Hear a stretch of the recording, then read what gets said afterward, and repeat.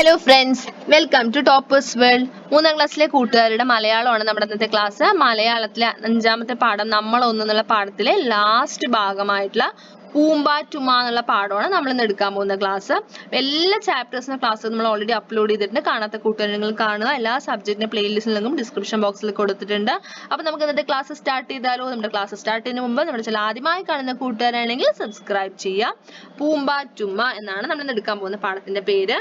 ഒരു 3 വയസ്സുകാരി എന്താണ് നമ്മോട് പറയുന്നത്?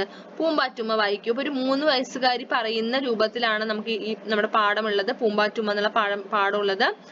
അപ്പൊ ഇവിടെ നോക്കൂ, വളരെ മനോഹരമായിട്ട് ചിത്രമൊക്കെ കൊടുത്തിട്ടുണ്ട് അല്ലേ? ഇത് എഴുതിയിരിക്കുന്നത് ആരാണ്? മെയ്സിത്താരയാണ്.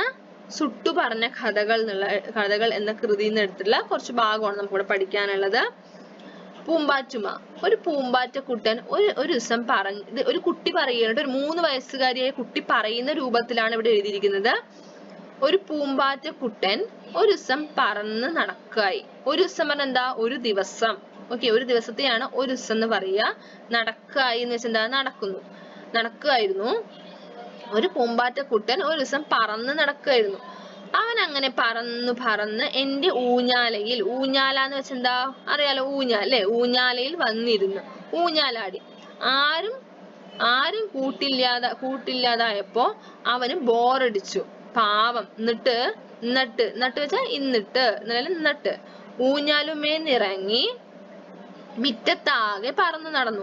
മഴ നനഞ്ഞ് പൂകളൊക്കെയും ഉറങ്ങായിരുന്നു വെച്ചെന്താ? ഉറങ്ങുകയായിരുന്നു. അതിന് പറയാണ് പൂമ്പാറ്റക്കുട്ടൻ കളിക്കാൻ ആരെയും കിട്ടിയില്ല.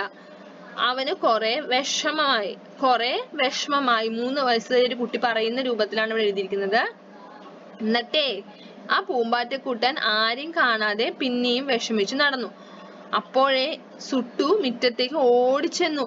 പൂമ്പാറ്റക്കുട്ടന് സന്തോഷമായി. സുട്ടു പറയുന്നൊരു കുട്ടിയുടെ പേരാണ്. അവൻ പറന്നു വന്ന് സുട്ടുവിന്റെ നെറ്റിത്ത് ഒരു ഉമ്മ തന്നു. എന്നിട്ട് അമ്മയുടെ കവിളത്ത് കൺപീലി കൊണ്ട് കുഞ്ഞിനൊരു ഉമ്മ കൊടുത്തു. സുട്ടു ഒരു പൂമ്പാറ്റുമ്മ. ഇത് വായിക്കുമ്പോ എന്താ മനസ്സിലാവുക? നമുക്കിനി എന്ത് ചെയ്യാം? ഇത് ചോദ്യോത്തരങ്ങൾ നോക്കാം. 3 വയസ്സായ കുട്ടി പറയുന്ന രൂപത്തിലാണ് ഇവിടെ ഈ കഥയുള്ളത് അല്ലേ? അതായത് എന്താണ്? കുട്ടി പൂമ്പാറ്റയെ കണ്ടു. ആ പൂമ്പാറ്റ പാറി നടക്കുന്നതും ആ കുട്ടിയെ പൂമ്പാറ്റ നിരീക്ഷിക്കുന്നതൊക്കെയാണ് ഇവിടെ പറയണത് അല്ലേ?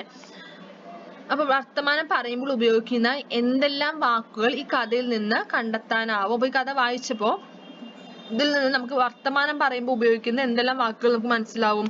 നടക്കുമായിരുന്നു, ഒരു ദിവസം, കൂട്ടില്ലാതായപ്പോ, ബോറടിച്ചു, എന്നിട്ട്, ഊഞ്ഞാലുമേന്നിറങ്ങി, മുറ്റത്താകെ, പൂവുകളൊക്കെയും ഉറങ്ങായിരുന്നു, ആരെയും കിട്ടിയില്ല, കുറെ വിഷമമായി, എന്നിട്ടേ, പിന്നെയും, അപ്പോഴേ, മുറ്റത്തേക്ക്, സന്തോഷായി, നെറ്റിത്ത്.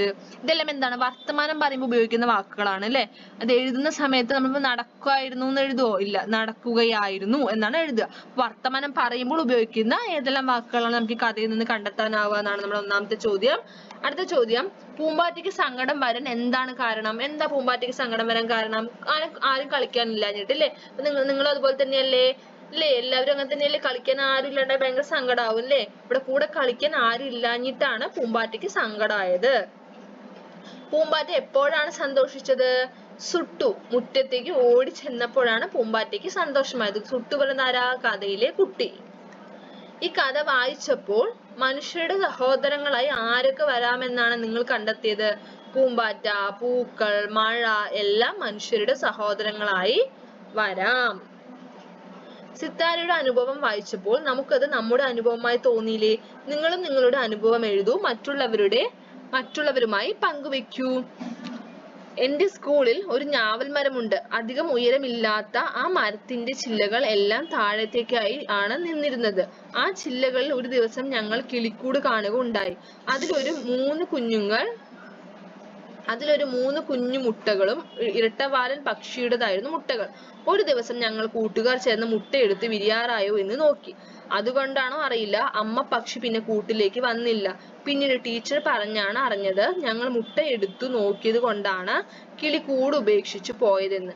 ഞങ്ങൾക്ക് എല്ലാവർക്കും അത് വളരെയേറെ സങ്കടമുണ്ടാക്കിയ അനുഭവമായിരുന്നു. പിന്നീട് ഒരിക്കലും ഞങ്ങൾ അങ്ങനെ ഒരു കാര്യം ചെയ്തിട്ടില്ല. അപ്പൊ ഇതുപോലെ നിങ്ങൾക്ക് ഉണ്ടായ ഒരു അനുഭവമാണ് ഇവിടെ എഴുതേണ്ടത്. അപ്പൊ ഇത്രയുമാണ് നമ്മുടെ ഇന്നത്തെ ക്ലാസ്. അപ്പൊ നമ്മുടെ 5ാമത്തെ യൂണിറ്റ് ഇവിടെ കംപ്ലീറ്റ് ആയിരിക്കുകയാണ്. 5ാമത്തെ യൂണിറ്റിൽ എല്ലാ ചാപ്റ്റേഴ്സും നമ്മളിവിടെ അപ്ലോഡ് ചെയ്തിട്ടുണ്ട്. എല്ലാ ചാപ്റ്റേഴ്സും കാണുക. ക്ലാസ് ഇഷ്ടമായാൽ തീർച്ചയായും ലൈക്ക് ചെയ്യുക, അതേപോലെ നിങ്ങളുടെ കൂട്ടുകാർക്ക് ഷെയർ ചെയ്യുക. നമ്മുടെ ചാനൽ ആദ്യമായി കാണുന്ന കൂട്ടുകാരാണെങ്കിൽ സബ്സ്ക്രൈബ് ചെയ്യുക. Thank you.